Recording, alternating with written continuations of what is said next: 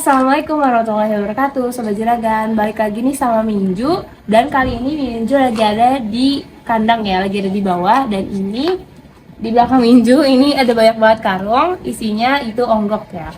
Nah oke, jadi untuk bahasan kita pada hari ini adalah tentang pemberian pakan di kandang juragan. Itu apa sih rahasianya dan perbandingannya kayak gimana, dan apa aja yang dikasih. Yuk simak videonya sampai habis. Nah, jadi di kandang juragan itu pemberian pakannya itu sebanyak 4 kali ya. Jadi ada 2 kali hijauan dan 2 kali konsentrat. Dan kayak gimana sih jadwal pemberiannya, dan sini ya. Nah, ternyata ada nih, kita udah tempelin ya di dinding gitu. Jadwal pemberian pakan sapi itu setengah 8 konsentrat, jam 11 rumput, terus jam 2 itu konsentrat, dan jam 5 nya itu rumput lagi. Biar gak lupa nih ya, biar gak lupa, jadi harus ditempel di situ. Dan sebagai SOP juga sih sebenarnya. Nah, oke, kita lanjut. Nah, kalau di kandang juragan itu pemberian hijauannya itu sebanyak 2 kali kan ya tadi, dan totalnya itu sekitar 20 kg per harinya gitu. Dan sebenarnya perbandingannya itu gimana sih dapetinnya kok bisa segitu gitu ya. Sebenarnya untuk pemberian pakan itu tergantung dari bobot sapinya gitu ya. Kalau misalnya bobot ini nih, misalnya di belakang Minju gitu ya. Nih, nah ini bobot 300-an, 300 kg gitu. Dan untuk persentasenya kalau bobot 300 ini kan udah termasuk lumayan tinggi ya. Dan ini pemberiannya atau perbandingannya itu sekitar 40 untuk konsentrat dan 60 untuk hijauan gitu. Dan kalau untuk bobot kecil, konsentratnya lebih dikurangin lagi, bisa 30 konsentrat, 70 hijauan, ataupun 25% itu konsentrat dan 75% itu hijauan. Dan untuk jenis rumputnya sendiri yang dipakai oleh kandang juragan itu adalah jenis rumput Baby Biogen ya, pastinya Biovitas dan Biogras. Tapi nggak hanya itu, jadi kalau misalnya dirasa kurang ya, agak kurang gitu ya, kita juga ambil dari luar pakai rumput biasa. Dan juga kita sebenarnya pakai tebon jagung ya, atau limbah-limbah pertanian itu kita juga pakai. Lanjut, kalian ini ya. Dan selain limbah tadi itu ada tebon jagung, kita juga kadang pakai gedebong pisang gitu. Jadi apapun yang ada di alam gitu ya, atau di sekitar kandang itu kita pakai untuk memaksimalkan apa yang ada gitu. Oke, kita lanjut ke belakang.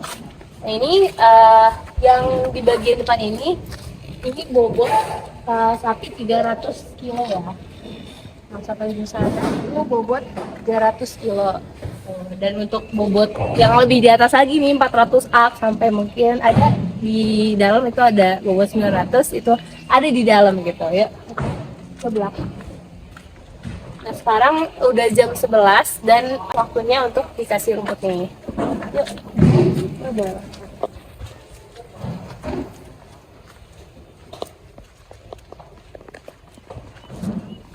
Ini rumputnya. Nah ini pas banget ya karena udah jam makannya. Kalau udah jam makannya, ini rumputnya kita kasih. Dan ini rumputnya udah dicoper ya gitu. Kasihnya dicoper apa? Untuk memudahkan sapi nih makannya. Dan untuk penyerapan nutrisi rumputnya ini akan jauh lebih baik karena ini sudah dicacah gitu ya. Jadi karena porsinya udah kecil-kecil gitu, jadi kinerja rumahnya nanti nggak berat. Oke, kita lanjut lagi ke sana. Nah, selain dikasih hijauan dan konsentrat nih, sekarang kandang juragan juga kasih ini nih, satu bahan yang menjadi kunci ya, kunci gemuk sapi-sapi di kandang juragan nih. Nah, jadi ini adalah ampas tahu. Jadi kita juga pakai ampas tahu nih untuk sapi-sapi kita di sini. Dan ini sebagai selingan ya, selingan nanti antara pakan hijauan dan konsentrat.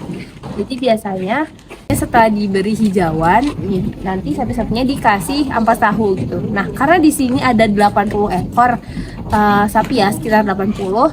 Jadi pemberiannya itu sekitar ada 18 karung, dan satu karungnya ini beratnya sekitar 35 sampai 40 kg. Jadi rata-rata di sini sapinya mengkonsumsi 9 kg ampas tahu per harinya gitu. Oke, yuk kita lihat tadi ke sini bawah. Jadi ini, nah ini jadi hijauannya ya, Ini baru dicopar yang ini, dan ini sisanya karena tadi udah dikasih ya, udah dibawa ke atas tuh, lagi dikasih gitu.